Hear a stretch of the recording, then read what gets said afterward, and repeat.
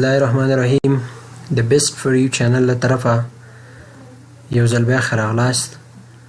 نن به درته په ایکسل کې وایم چې څنګه کولی شو چې د یو لیست څخه یا د یو جدول د دوکاندارۍ څخه ډیسکونټ پیسې وباسو.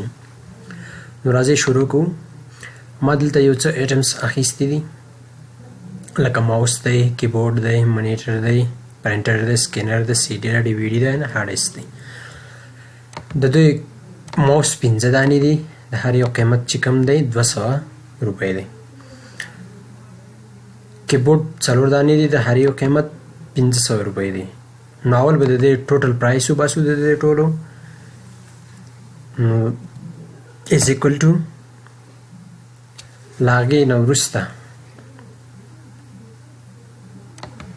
15 دا به سلیکټ کړو، ورپسې ضرب او 200 بیا انټر.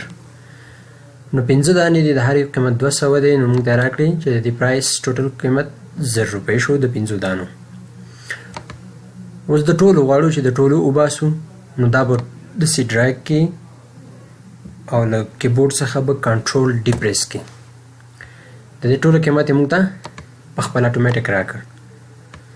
اوس د ټوټل پرایس د دې ټولو قیمت غواړو، ټوټل اماونټ چې دا ټول 100 روپۍ کېږي.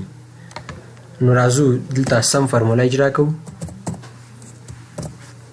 قوس شروع او دا ټول به سلیکټ کړي، د هغې نه بعد قوس بند او انټر. نو د ټوټل اماونټ یې موږ ته راکړل 8000 روپۍ.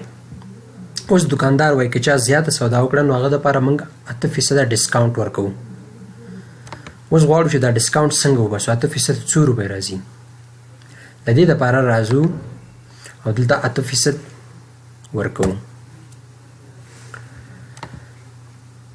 له دې نه وروسته دا ډسکاونټ څو روپۍ کېږي. د 8% په 8000 روپو کې ټولې څو روپۍ کېږي. له دې دپاره راځو از ایکول ټو 80 دا ضربو په 8% کې. نو موږ ته راکړل چې 6980 روپۍ ستا ډسکاونټ شو په 8000 روپو کې. اوس نیټ اماونټ ورکوو دکاندار ته چې دا دکاندار ته موږ ټولې څو روپۍ ورکوو. له دې دپاره راځو بیا هم فارموله استعمالوو. 8000 ټوټل اماونټ د دې څخه منفي کوو ډسکاونټ روپۍ ماینس 6980 دا ونه منفي کوو او بعد انټر وو.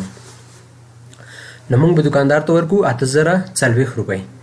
زموږ ډسکاونټ چې کوم دی دکانداري ډسکاونټ 6980 روپۍ موږ ته دکاندار په 8000 روپو کې ډسکاونټ راکوي. امید لرم چې دا ستاسو خوښ شوی وي. د نورو ویډیو لپاره زما چینل سبسکرایب کړئ.